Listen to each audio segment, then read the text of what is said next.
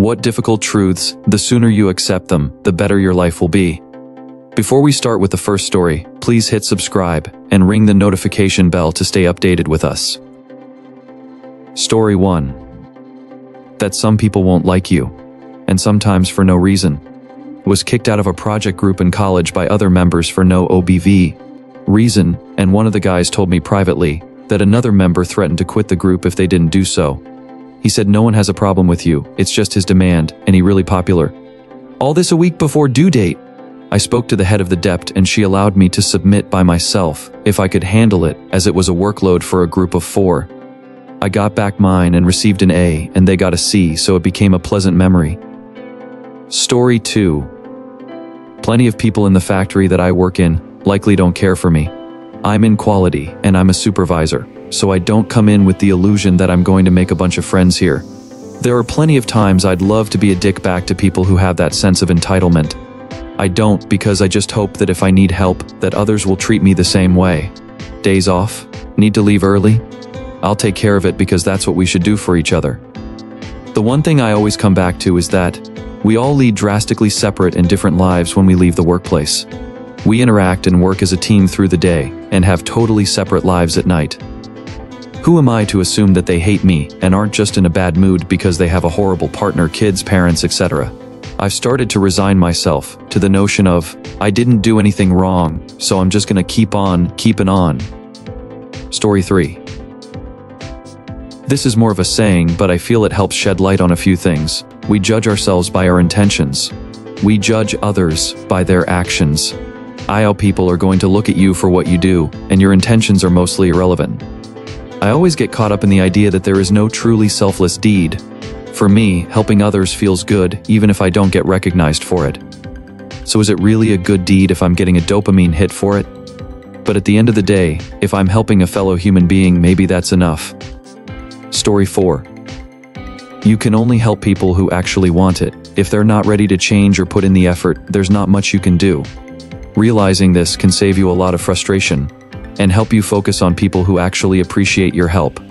It's always tough having those friends who are constantly complaining but doing nothing to address what they are complaining about. But as an adult, you just have to sit there and listen. No point in offering help to someone who isn't asking for it. Kinda like how it's really tough to teach someone who isn't interested in being taught. Story 5. Just because you're right doesn't mean people will agree with you and might work against you either way. My wife struggles with this. She has an idea that works and gets the company more money, but the owner and other workers are against it because they disagree with it, even with the evidence that it works better for them financially. All the data in the world won't change the mind of a person who won't listen. There are so many metrics that you can use to argue that your plan is better. Especially in a big company, you can have engineering, legal, accounting, executives, procurement, logistics, and a dozen other departments all working together on a single product.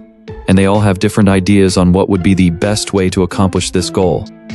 And so in my experience, the actual best solution in every situation is learning how to compromise to just get people to work with you. Your bosses will appreciate you solving an issue more than if you come up with a better solution that doesn't fix the problem. Story 6. It is easy to believe that everything is hopeless and terrible, because that means you don't have to do anything about it because, apparently, it wouldn't do anything anyway. There's no point. There is comfort in hopelessness.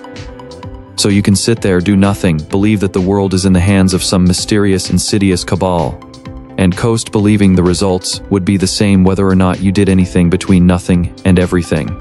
It's much harder to accept that you have power because that might entail some responsibility.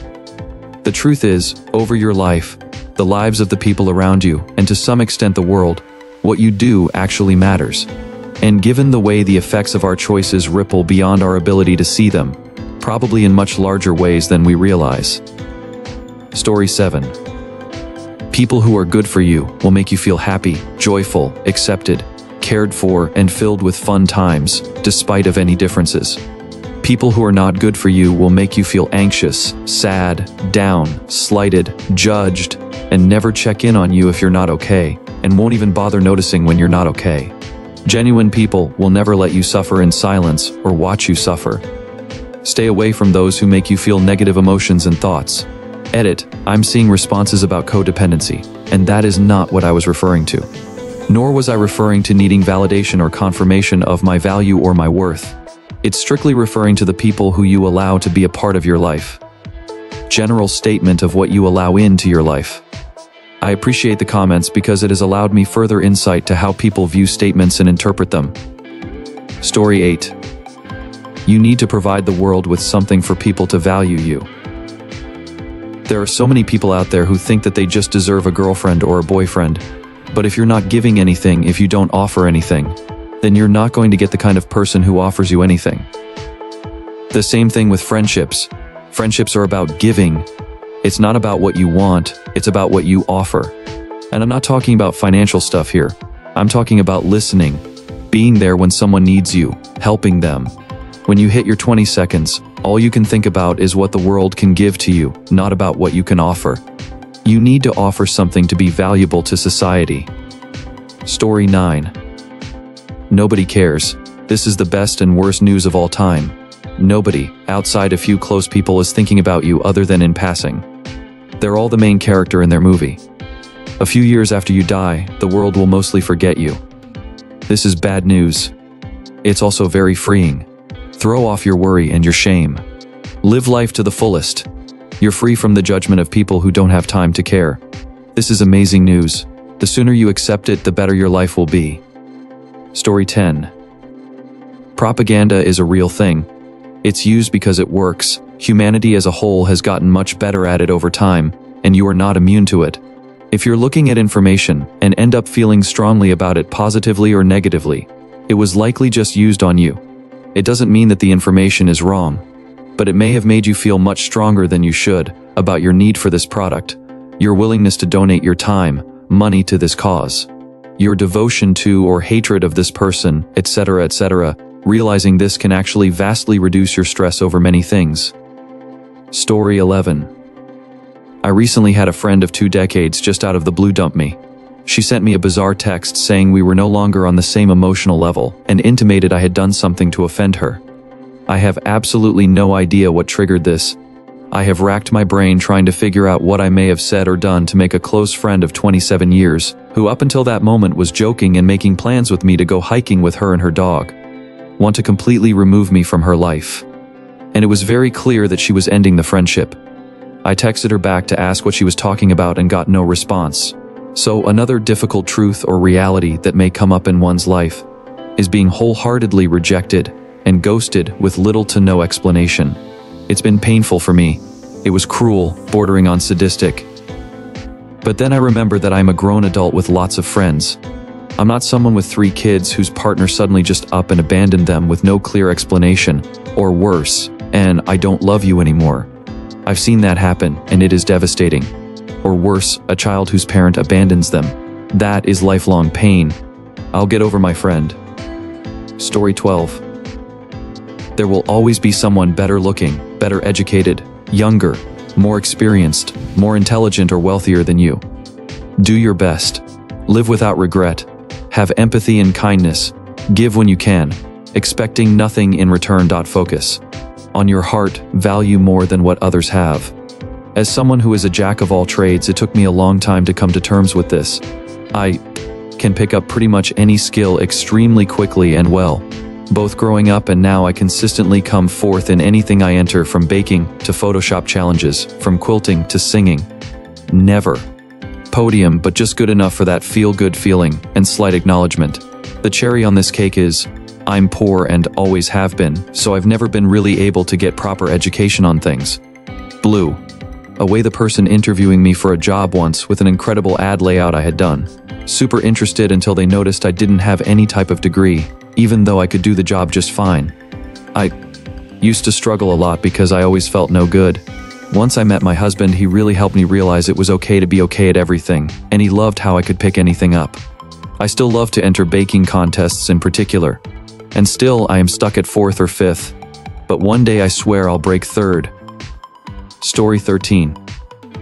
You can do your best with someone and still be the villain in their story. I ran into an old high school girlfriend years ago in my hometown. Our breakup wasn't terrible. Still ran with the same crowd back then, so we saw each other regularly out of school and were friendly. Last time I had seen her was a mutual friend's grad party. So when I ran into her 10 years later, I said hi and asked her all the usual questions that normal people ask old friends partners. Where are you living now? What do you do? Dating, married, kids? Follow it up with a, if you're in town for a while, we should get coffee and catch up. She said she was only in town for the day, so I said no worries and we went our separate way. Like a year later, I ran into another old friend. I'd known her since we were probably 5, but she was in my ex's best friend circle. So we're talking a bit, and I'm asking about her family and stuff, but she seems a little weirded out. I ask her what's going on, and she finally tells me that my ex had told her that I was stalking her and had followed her into a store to threaten her. Just baffled and annoyed me. I hadn't seen her in over a decade, didn't have her on any social media, live on the opposite side of the state, and didn't ask anything I wouldn't ask anyone else I graduated high school with. Some people are just freaky. Story 14. You can't trust your employer. Ever. I'm not saying this is a reason to be a bad employee. We're all tired of having to deal with bad service or whatever. But yes, take advantage of what you can in your employment while you can. Because there is no real loyalty culture anymore like how it used to be. At the end of the day, you are a cost that has to be justified, while the business can do so. I've been told by a previous CEO that my team was safe after a wave of layoffs because XYZ, but within 5 months they let all but 2 on the team go, including me. They could only keep on designers while changing their strategy to stay afloat.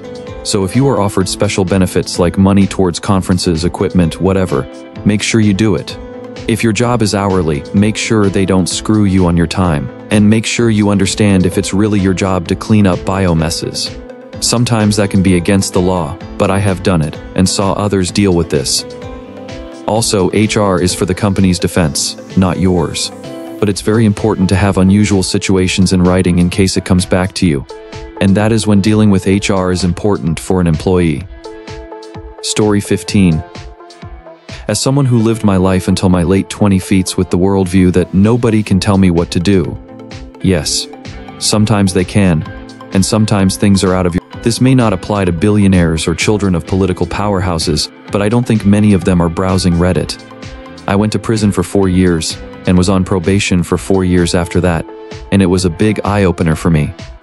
You can control your actions, but at some point people with guns and tasers in prisons can and will control you for right or wrong.